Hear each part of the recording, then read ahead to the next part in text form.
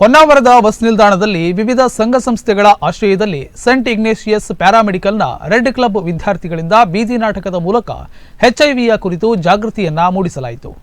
ನ್ಯಾಕೋ ಭಾರತ ಸರ್ಕಾರ, Karnataka AIDS prevents society Bengaluru, ಜಿಲ್ಲಾ AIDS ನಿಯಂತ್ರಕ ಘಟಕ ಕಾರವಾರ, ಐಸಿಟಿಸಿ ವಿಭಾಗ, ತಾಲೂಕು ಆಸ್ಪತ್ರೆ ಹೊನ್ನಾವರ ಹಾಗೂ red ribbon club Saint Ignatius ವೈದ್ಯಕೀಯ ಮಹಾವಿದ್ಯಾಲಯ ಇವುಗಳ ಸಂಯುಕ್ತಾಶ್ರಯದಲ್ಲಿ ನಗರದ ವಿವಿಧೆಡೆ ಎಚ್ಐವಿ ಏಡ್ಸ್ ಕುರಿತು ಜಾಗೃತಿ ಕಾರ್ಯಕ್ರಮ ಹಮ್ಮಿಕೊಳ್ಳಲಾಗಿತ್ತು. ನಾವು ಮತ್ತೆ HIV ವಿರುದ್ಧ ಚಿಕಿತ್ಸೆಯನ್ನ ಕೊಡ್ತೇವೆ. ಮಗುವಿಗೆ HIV ಬರುವಂತ ಸಾಧ್ಯತೆ ಇರುವುದಿಲ್ಲ, ಗೊತ್ತಾಯ್ತಾ? ನೀವು ನಿಮ್ದು ಶಕ್ತಿ ಜಾಸ್ತಿ ಬೇಕಾಗ್ತದೆ. ಅದಕ್ಕೆ ಕಾರ್ಬೋಹೈಡ್ರೇಟ್ ಇರುವಂತ ಆಹಾರ ಅಂದ್ರೆ ಅನ್ನ ಆಗಿರ್ಬೋದು, ಧಾನ್ಯ ಕಾಳಾಗಿರ್ಬೋದು, ಅವುಗಳನ್ನೆಲ್ಲ ಹೆಚ್ಚಾಗಿ ಸೇವಿಸಬೇಕು. ಮತ್ತೆ ನೋಡಿ, ತೂಕ ಎಷ್ಟು ಕಮ್ಮಿ ಆಗಿದೆ, ತೂಕ ಜಾಸ್ತಿ ಮಾಡ್ಕೋಬೇಕು. HIV ಇರುವ ಸಂದರ್ಭದಲ್ಲಿ ತೂಕ ಸಾಮಾನ್ಯವಾಗಿ ಕಡಿಮೆನೇ ಇರ್ತದೆ. ಅದಕ್ಕೋಸ್ಕರ ನೀವು ತೂಕ ಹೆಚ್ಚು ಮಾಡ್ಕೊಳ್ಬೇಕಂದ್ರೆ ಪ್ರೋಟೀನ್ ಇರುವಂತ ಆಹಾರವನ್ನ ಸೇವಿಸಬೇಕು. ಬೇಳೆಕಾಳುಗಳು, ಮೊಟ್ಟೆ, ಮಾಂಸ ಇವುಗಳನ್ನೆಲ್ಲ ಸೇವಿಸಬೇಕು, ಗೊತ್ತಾಯ್ತಾ? ಯಾವುದೇ ರೀತಿ ಟೆನ್ಷನ್ ತಗೊಳ್ಬೇಡಿ. ನಿಮ್ಗೆ ಏನಾದ್ರೂ ನೋವೆಲ್ಲ ಇದ್ರೆ ನನ್ನ ಹತ್ರ ಹೇಳ್ಕೊಳ್ಬಹುದು, ಗೊತ್ತಾಯ್ತಾ? ಮೇಡಮ್, ಮತ್ತೆ ಮಗು ಹುಟ್ಟಿದ ತಕ್ಷಣ ಮಗುವಿಗೆ ಎಡೆ ಹಾಲು ನೀಡ್ಬೋದಾ?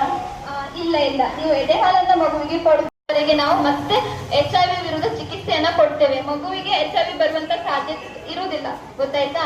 ನೀವು ನಿಮ್ದು ಶಕ್ತಿ ಜಾಸ್ತಿ ಬೇಕಾಗ್ತದೆ. ಅದಕ್ಕೆ ಕಾರ್ಬೋಹೈಡ್ರೇಟ್ ಇರುವಂತ ಆಹಾರ ಅಂದ್ರೆ ಅನ್ನ ಆಗಿರ್ಬೋದು, ಧಾನ್ಯ ಕಾಳಾಗಿರ್ಬೋದು, ಅವುಗಳನ್ನೆಲ್ಲ ಹೆಚ್ಚಾಗಿ ಸೇವಿಸಬೇಕು. ಮತ್ತೆ ನೋಡಿ, ತೂಕ ಎಷ್ಟು ಕಮ್ಮಿ ಆಗಿದೆ, ತೂಕ ಜಾಸ್ತಿ ಮಾಡ್ಕೋಬೇಕು. HIV ಇರುವ ಸಂದರ್ಭದಲ್ಲಿ ತೂಕ ಸಾಮಾನ್ಯವಾಗಿ ಕಡಿಮೆನೇ ಇರ್ತದೆ. ಅದಕ್ಕೋಸ್ಕರ ನೀವು ತೂಕ ಹೆಚ್ಚು ಮಾಡ್ಕೊಳ್ಬೇಕಂದ್ರೆ ಪ್ರೋಟೀನ್ ಇರುವಂತ ಆಹಾರವನ್ನ ಸೇವಿಸಬೇಕು. ಬೇಳೆಕಾಳುಗಳು, ಮೊಟ್ಟೆ, ಮಾಂಸ ಇವುಗಳನ್ನೆಲ್ಲ ಸೇವಿಸಬೇಕು, ಗೊತ್ತಾಯ್ತಾ? ಯಾವುದೇ ರೀತಿ ಟೆನ್ಷನ್ ತಗೊಳ್ಬೇಡಿ. ನಿಮ್ಗೆ ಏನಾದ್ರೂ ನೋವೆಲ್ಲ ಇದ್ರೆ ನನ್ನ ಹತ್ರ ಹೇಳ್ಕೊಳ್ಬಹುದು, ಗೊತ್ತಾಯ್ತಾ? ಮೇಡಮ್, ಮತ್ತೆ ಮಗು ಹುಟ್ಟಿದ ತಕ್ಷಣ ಮಗುವಿಗೆ ಎಡೆ ಹಾಲು ನೀಡ್ಬೋದಾ?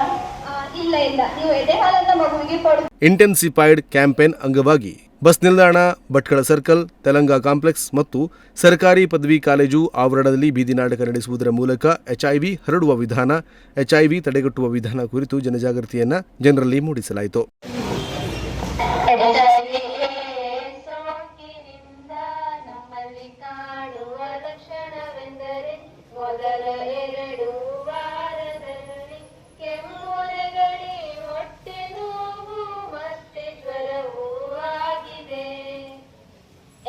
ಮೊದಲ ಹಂತದಂದ್ರೆ ಸೋಂಕು ತಗುಲಿದ ಒಂದೆರಡು ವಾರದಲ್ಲಿ ಸಾಮಾನ್ಯವಾಗಿ ಕಂಡು ಬರುವ ಒಂದಿಷ್ಟು ಗುಣಲಕ್ಷಣಗಳಂದ್ರೆ ಅತಿಯಾದ ಕೆಮ್ಮು, ಜ್ವರ, ಶೀತ ಮತ್ತು ಗಂಟನಲ್ಲಿ ಊದ್ಕೊಳ್ಳೋದು, ಉಸಿರಾಟ ತೊಂದರೆ ಆಗಿರ್ಬೋದು.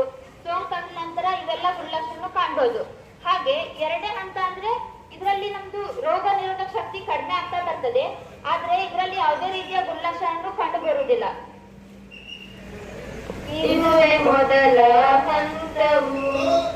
ಎರಡನೆಯ ಹಂತದಲ್ಲಿ ರೋಗ ನಿರೋಧಕ ಶಕ್ತಿಯು ದೇಹದ ನಿಯಂತ್ರಣ ಕಳೆಯುವುದು. ಈ ಕಾರಣದಿಂದ ನಮಗೆ ಎಲ್ಲ ರೋಗವು ಬರುವುದು. ಈಗಾಗಲೇ ನಾನು ಹೇಳಿದಾಗೆ ಎರಡನೇ ಹಂತದಲ್ಲಿ ಯಾವುದೇ ರೀತಿಯ ಗುಣಲಕ್ಷಣ ಕಂಡು ಬರುವುದಿಲ್ಲ. ಆದ್ರೆ ನಮ್ಮ ರೋಗ ನಿರೋಧಕ ಶಕ್ತಿ ಮಾತ್ರ ಕಡಿಮೆ ಆಗ್ತಾ ಬರ್ತದೆ ದಿನ ಕಳೆದ ಹಾಗೆ. ಇದರಲ್ಲಿ ರೋಗದ ವಿರುದ್ಧ ಹೋರಾಡಲಿಕ್ಕೆ ನಮ್ಮ ದೇಹವು ಯಾವುದೇ ರೀತಿಯಂತ ಸಾಧ್ಯತೆಯನ್ನು ಮಾಡುವುದಿಲ್ಲ.